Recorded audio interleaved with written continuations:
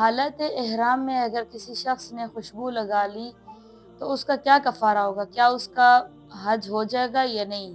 اگر حج ہو تو جائے گا، لیکن اس کا کیا کفارہ ادا کرنا ہوگا اس کو؟ دیکھیں، اگر کسی شخص نے احرام کی حالت میں خوشبو لگا لی تو یہ اس نے گناہ کیا، یعنی اس نے احرام کی جو پابندی ہے اس پابندی کو توڑا۔ تو اب اس پابندی کو توڑنا، یا جو اس نے یہ گناہ کیا ہے، اس پابندی کو توڑا ہے، اب اس کے بدلے میں اس کے لیے کفارہ ہے۔ اس کے لیے کفارہ یہ ہے کہ یعنی یا تو وہ اس کے بدلے میں کوئی دم دے گا، یعنی کوئی جانور ذبح کرے گا، یا تو پھر کہا جاتا ہے کہ اگر کسی شخص کے پاس اس چیز کی استطاعت نہیں ہے، دم دینے کی استطاعت نہیں ہے، تو وہ جو ہے نا 6 مسکینوں کو کھانا کھلائے گا۔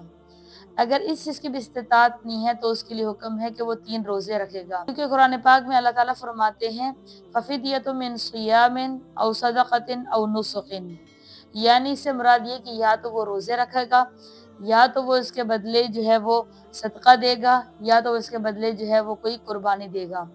اب وہ اس کے پاس اختیار ہے کہ اگر یہ جو ہے کسی جانور کی قربانی نہیں دے سکتا تو وہ پھر جو ہے مسکینوں کو کھانا کھلا دے، اگر اس چیز کی بھی استطاعت نہیں ہے تو وہ 3 روزے رکھ لے، یہ اس کے پاس اختیار ہے۔